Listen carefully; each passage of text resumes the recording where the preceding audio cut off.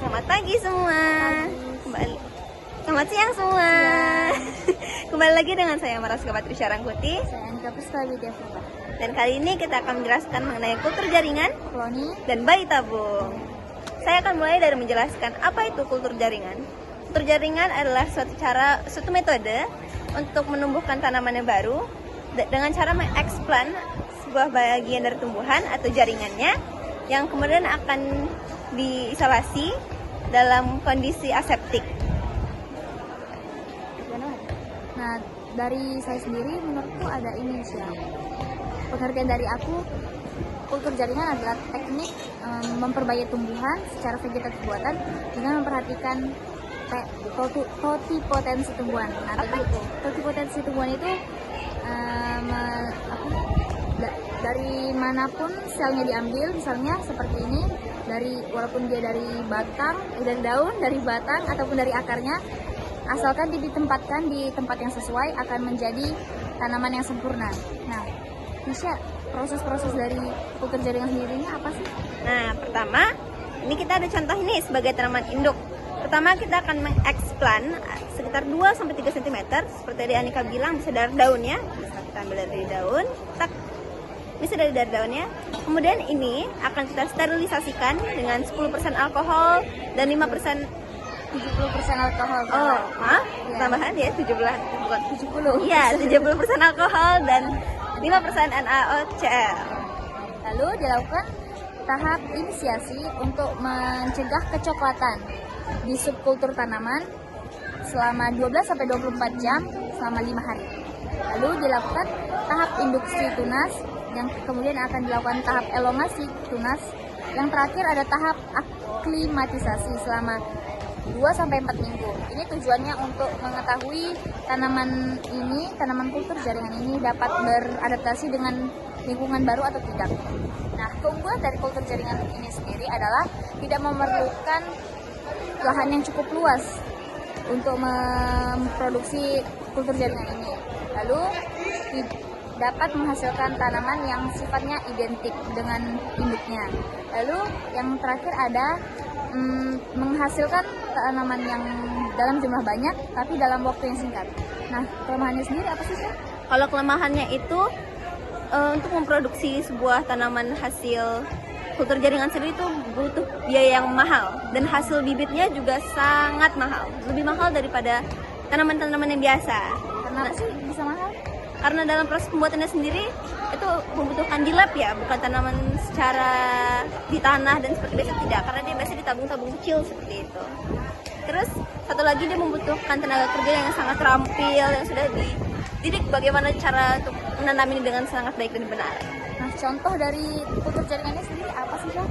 Contohnya adalah paling sering itu tanaman anggrek, terus juga pohon pisang juga bisa. Ntar dia dari kecil terlalu besar sendiri. Biar pisangnya ntar sama manisnya dengan pisang yang tadi dicoba ya. Karena identik ya. Iya betul, karena identik. Oke, selanjutnya aku mau jelasin tentang cloning nih.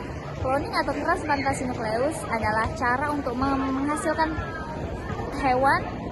makhluk hidup yang identik dengan induknya, sama seperti yang tadi, tapi ini dalam hewan. Nah, ini dengan cara mengambil sel donor dan sel telur dari dua domba yang berbeda, lalu disatukan dan membentuk embrio hingga menjadi hewan cloning. Tahapannya sendiri yaitu kita mengambil sel telur dari induk betina, lalu sel sperma dari jantan, yang kemudian akan disatukan di luar dengan listrik, yang kemudian embrio ini akan terbelah menjadi embrio Lalu berkembang. Ya betul, ketika sudah berkembang akan dimasukkan lagi ke dalam uterus betina, yang kemudian akan dilahirkan secara normal.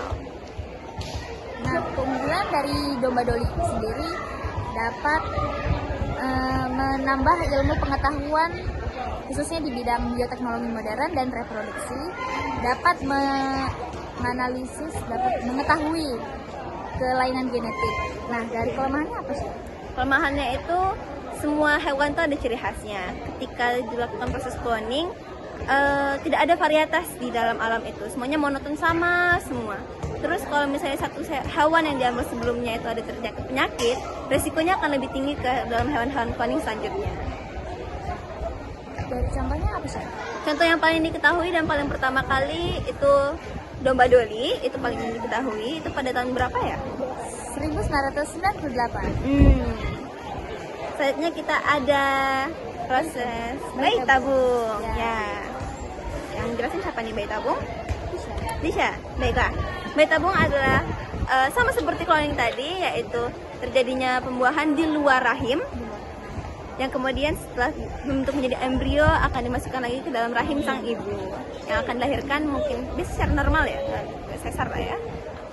Lalu tahapan dari bayi tabung ini sendiri yang dilakukan pertama kali adalah melakukan proses induksi ovulasi. Itu Gimana tuh? mengambil sel telur dari rahim wanita. Lalu yang tahap keduanya dilakukan juga dari sang prianya diambil sel spermanya, ya. Lalu sel sperma dan sel telurnya dipertemukan dalam satu cawan dan agar terjadi fertilisasi. Nah, fertilisasi itu pembuahan.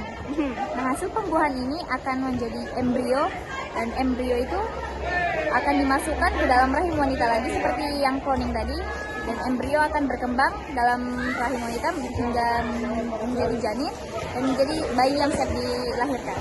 Bayi tabung sendiri ini memiliki banyak kelebihan, terutama bagi wanita yang kesulitan dalam dikaruniai seorang anak. Biasanya ini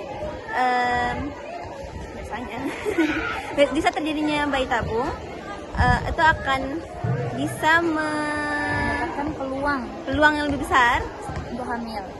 Betul. Ya, karena terjadi di luar, lalu akan dimasukkan ke dalam rahim, lalu kita dapat kemungkinan mendapatkan bayi kembar itu lebih tinggi dan akan lebih cepat untuk diketahui kelamin dari bayinya sendiri.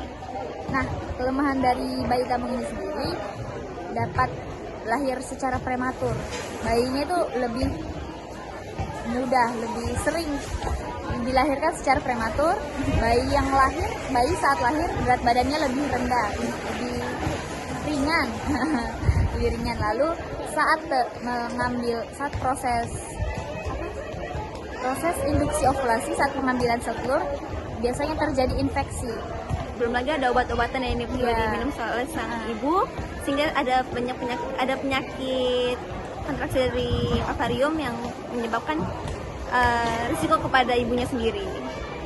Kalau contohnya apa sih? Contoh yang sudah pernah terjadi? Contohnya itu adalah seorang artis. Ada salah satu artis yang saya ketahui ialah kedua putra dari Tia Aristia. Itu kedua putranya adalah hasil dari bayi tabung dan usahanya sama ini. Nah, baiklah, tiga contoh itu sebenarnya tidak jauh berbeda. Bedanya kultur jaringan itu di tumbuhan, cloning itu di hewan, Bayi tabung untuk manusia. Semoga video ini bermanfaat dan terima kasih. Terima kasih.